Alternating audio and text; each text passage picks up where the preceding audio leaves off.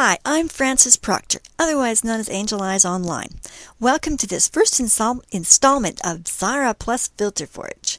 In this series of video tutorials, I'm going to show you how Xara's world of vector illustration and what you see is what you get website design can combine with Filter Forge's world of node-based textures and effects in some awesome and creative ways.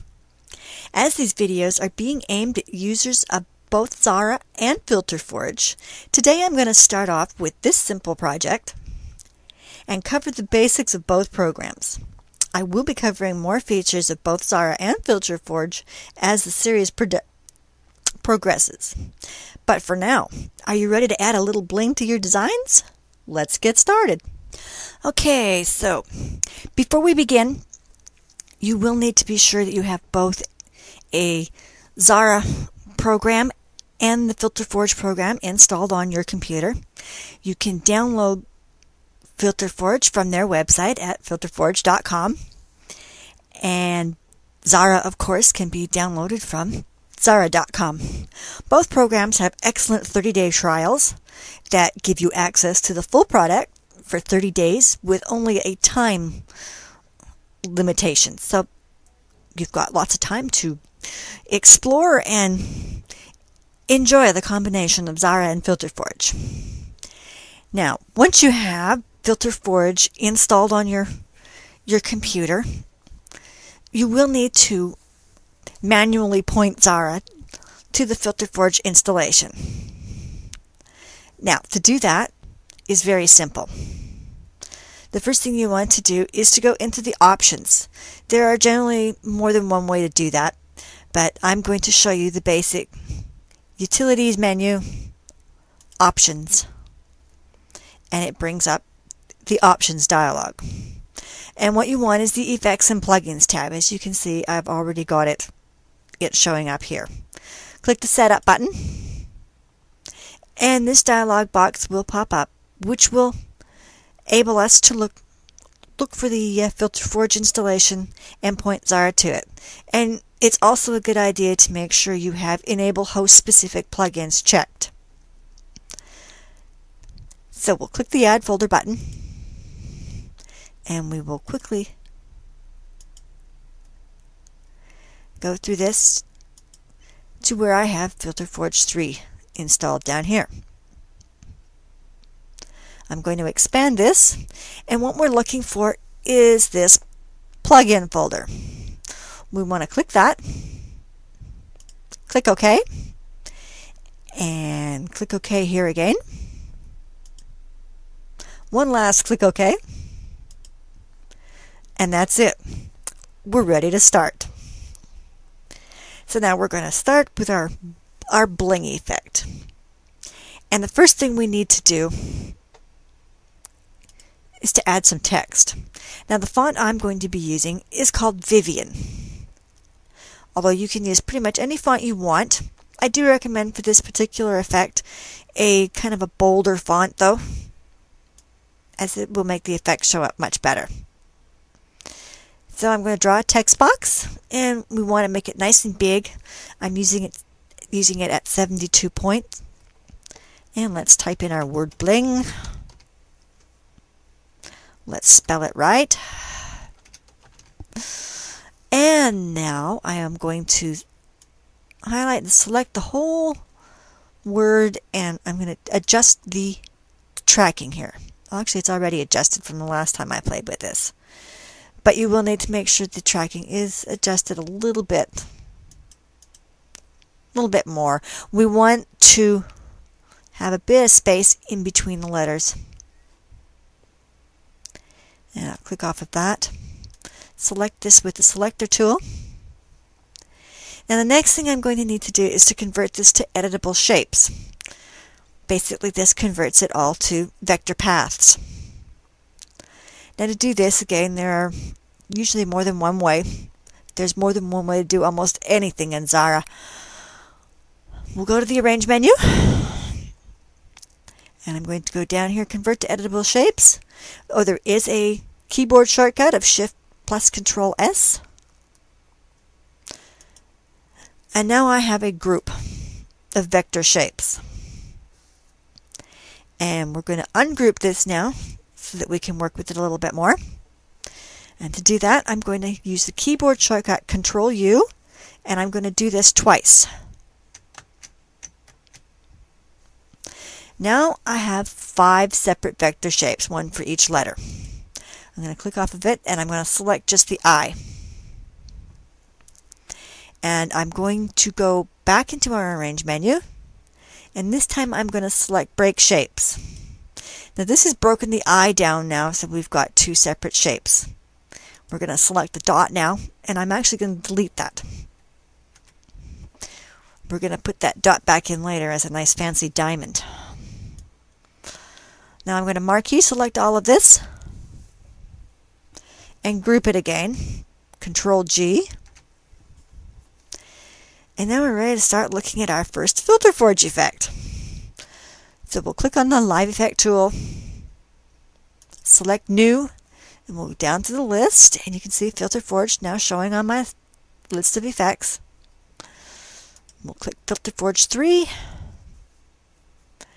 and this normally does load a little bit faster. I think things are just a little bit laggy because I'm recording.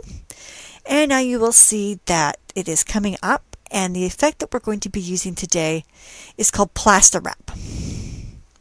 And it gives our text a nice kind of a plasticky effect. And we're going to go into the settings. And this is a very simple filter, so there's not a lot of settings on this one. But generally, all the settings that you will need will be in here in these settings palettes. And I'm going to adjust this one just a little bit more. I'm going to drop down the radius setting on this. Maybe we'll adjust the reflection blur just a little bit. And the next thing I'm going to take you into is the lightings panel. A lot of these filters, depending on what you're doing, have a lightings panel, which means this is a surface filter. And as you can see, it does have a 3D effect to it. And we can adjust this 3D effect in a lot of ways in the lightings panel. We've got the surface height, which basically adjusts the height of the surface, gives it maybe a little bit more depth. I'm going to leave this one pulled down somewhere about the middle. Saturation and brightness, I think, are pretty self-explanatory.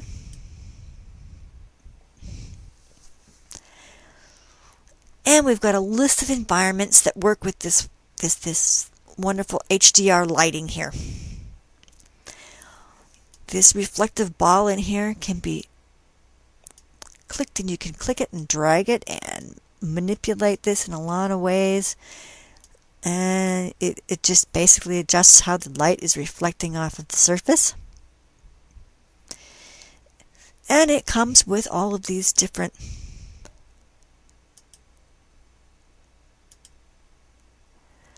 images that you can work with. Now I think this one, Entrance at Night, is giving it a rather interesting kind of look. I think I'm going to go with that one. Maybe bump the brightness up just a bit. And we'll adjust this a bit, play around with it. And you can already begin to see it's kind of giving it almost a kind of a nice looking effect. Now there's more that we can play around with in this lightings tab. This little arrow icon here will allow us to add lights. And we can add as many lights as our heart's desires. So I'm going to add a light.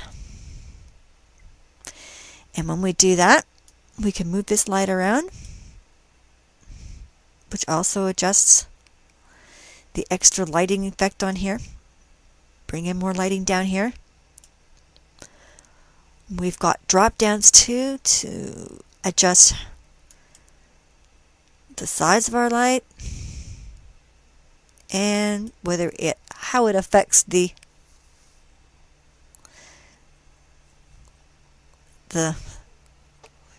extrude the text in here. We've got diffuse, which gives it, and we've got a specular only, which just gives you bright highlights, or we can have a combination of both. I'm going to leave it at the default combination of both. And the other thing we can do is we can change the color of these lights. And again, you can change these lights to pretty much any color you desire. Now you'll notice that FilterForge's color picker is very similar to Xara's, except that it doesn't resize like the new color picker in the latest versions of Xara. So I'm going to give this light more of a reddish tone and effect, and you can see here how it's affecting our text, which I think is really pretty cool. I'll click OK on that. And now I'm going to add in another light. I'm going to click Add Light again. I'm going to pull this light up over here somewhere. I may move these around when I'm finished, and this time I'm going to set the color to a green tone.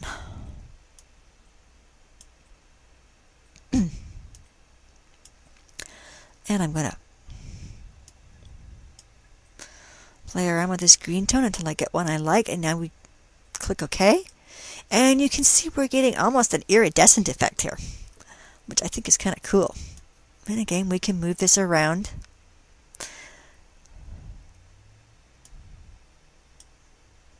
I could move this one up to give it maybe a bit more red across more of the whole thing. Add in some more green tones. Alright, I'm going to leave it at that. And now the next thing I'm going to do is I'm going to click Apply, and this will take us back to Xara. Now, this one loaded fairly quickly, even with the recording, so that's a pretty good thing. So I'm going to go to the Selector tool now, and I'm going to zoom in on our effect in Xara. The first thing we're going to do before we do anything else is to lock down this effect. The reason I recommend locking down the effects from FilterForge is twofold. One is the fact that some of these effects do take a bit of time to render, and Xara will continue to try to redraw these effects every time you do something.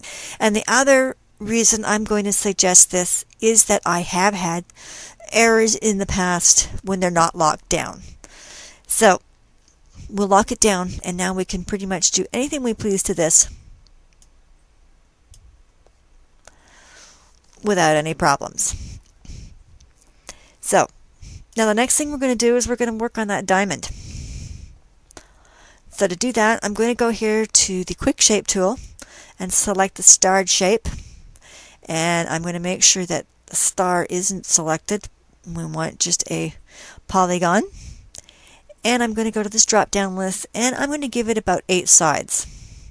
And the cool thing about the Quick Shape tool in Xara, and specifically with the polygons, is as well as these drop downs, I can actually select that number and I could type in any number I want. I could have a polygon with a lot of sides. Not sure why you would want one with a huge number of sides, but you can do it. We're going to stick with the 8-sided polygon for now. So now I am going to go over here, and I've got Radius Creation selected, and I'm simply going to click and drag my polygon. And we've got a nice black 8-sided polygon. And I think I'm going to just rotate that just a bit, just cause. Now I'm going to go to my Fill tool over here. And I'm going to give this a circular fill.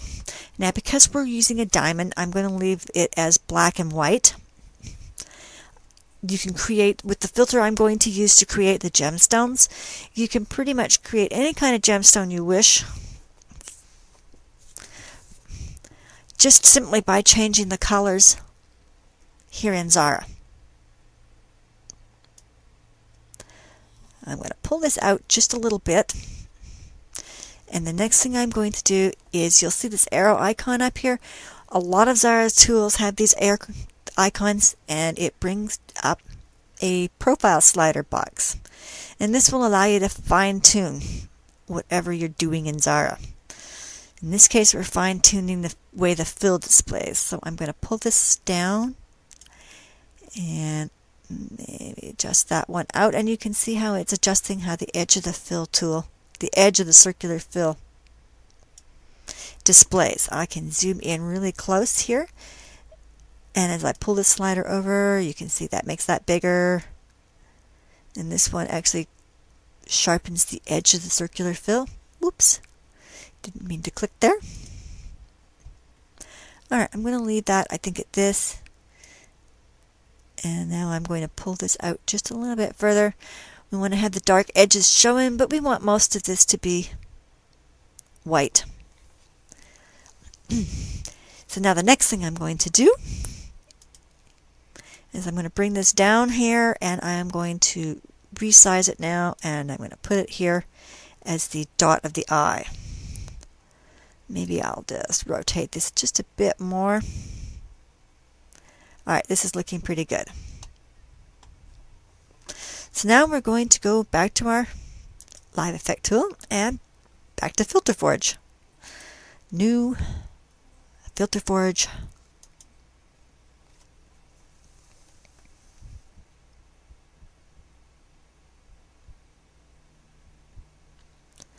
Okay, now we're still showing our plastic wrap filter because Filter Forge remembers the last filter you looked at, and that's where it will start, which is kind of pretty cool.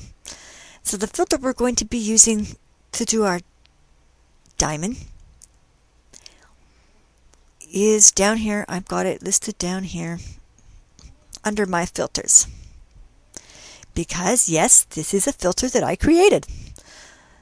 And it's up here somewhere. There we are. And now, as you can see, I've been playing around with this, and I've actually got a couple of copies of this.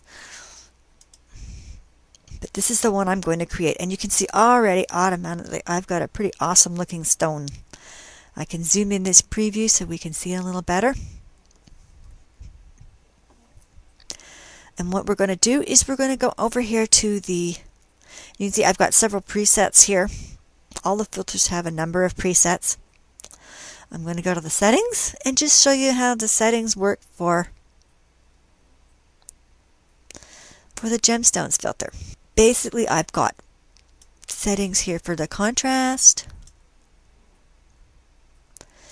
Details actually adds a bit more imperfections in your stones. And you can control the way the cut of the stone looks with the offset filters. We've got a roughness setting here, which again brings in a bit more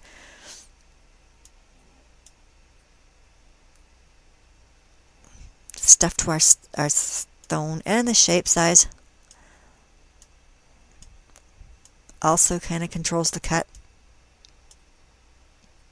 So I'm actually now going to go back to the preset because I thought that actually looked pretty good for what we're going to do. And we're going to go to the Lightings tab, and again I'm going to use, I think for this one, I think it was Entrance Day, I thought worked quite nice for this. And I'm going to drop the surface height down just a little bit and play around here with the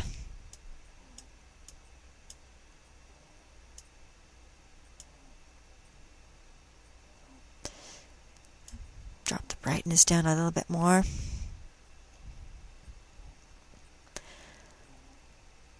And I'm just going to show you how the entrance night one actually gives you a stone with a little more colors to it, which is kind of cool, depending on what kind of a diamond you want. I'm going to go back to the entrance day because I want a nice, brilliant diamond. We can go back to the settings. And I think I'm going to adjust the radius setting here just a little bit. Yeah. Alright, so now that we've got our stone, I'm going to click apply. And bada bing, bada boom, there's our gemstone. And again, I'm going to lock it down. And now what I'm going to do is I'm going to put in a little background here, like I did on the original example. And to do that, I'm going to go to the Quick Shape tool and I'm going to select the Rectangle tool. I'm just simply going to draw a rectangle, and this is going to be our background. And I'm going to go from, change the fill on this from an elliptical fill. We're going to use a linear fill, and I'm just going to adjust this linear fill like so. I'm going to go up here and from simple to repeating, and we're going to adjust the profile sliders. We don't need quite such a hard profile for this. Maybe we'll bring it in so we've got maybe a couple of repeats showing.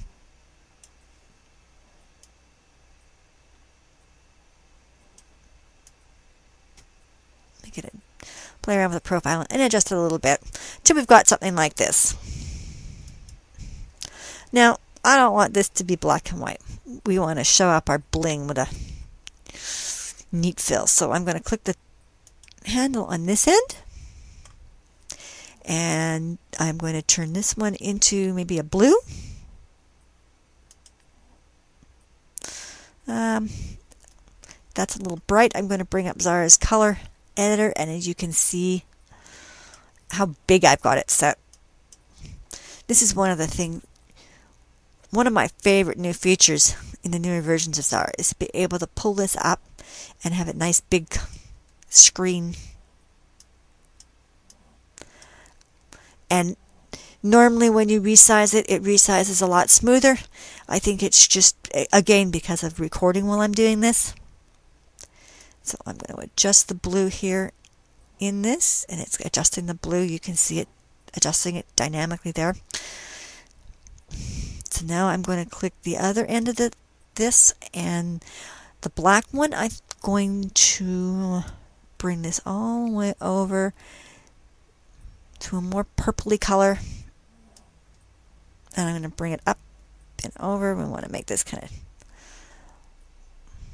and stop there. Now again, I'm going to use my selector tool, and I'm just going to simply hit Control B to send it behind the bling. Now what we need to do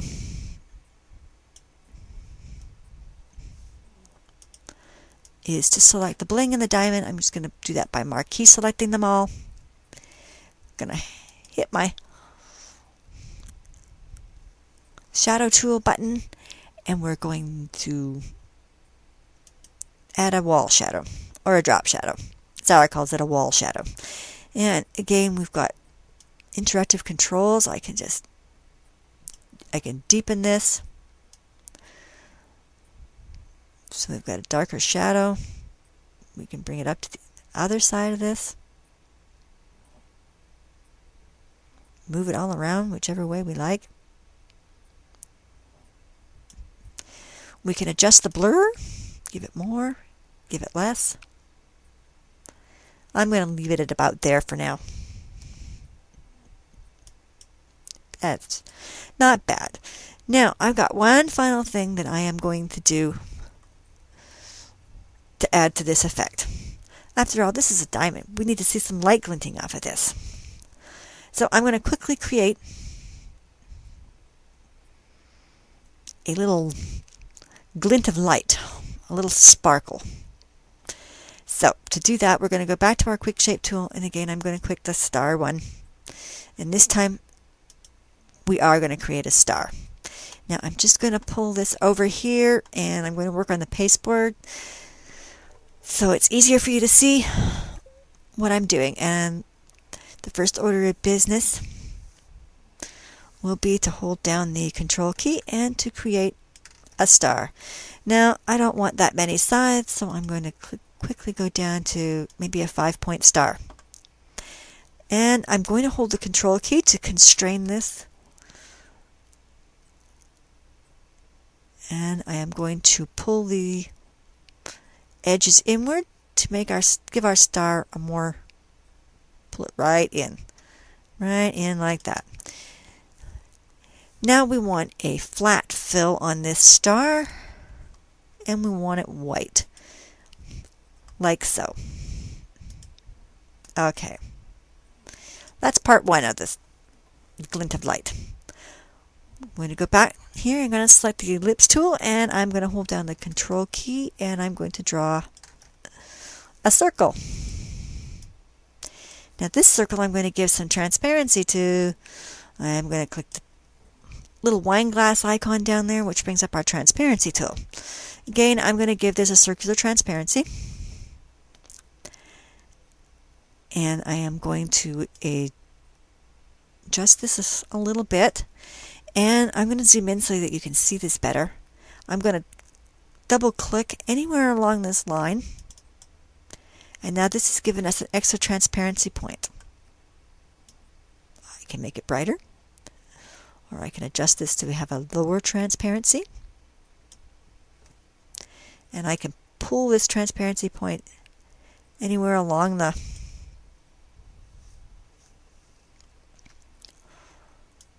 line, which is kind of cool. We'll make this maybe just a little smaller, bring that in. Now I'm going to pull this up and over the star like so. Now I'm going to marquee select both the star and the ellipse, and I'm going to group them, Control G. And I'm going to go back to the Live Effects tool, and this time we're going to use one of Xara's built-in live effects. New, we're going to go to Soften Filter, and I'm going to just apply a Gaussian blur. So we'll just adjust the radius, and as you can see, this is blurring the whole thing. Now I'm sure some of you are probably wondering, well, why didn't I just feather the edges of the star? Well, I could have done that, but when you feather the edges of the star, the points of the star, the more feathering you apply, the more the points disappear. Whereas with the Gaussian blur, as you see, I can blur the whole thing, and yet I can still see all of the points.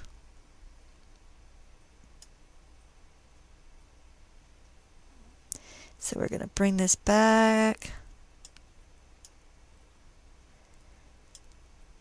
to about there. That's looking pretty good. And all I have to do is just click the little X to close the effect down. And again, I'm going to lock this effect down so that Xara isn't continuously redrawing it.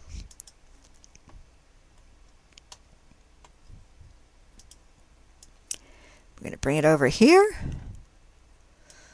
Make it a little smaller, and we're going to put it in place. And there we go. We've added a little bling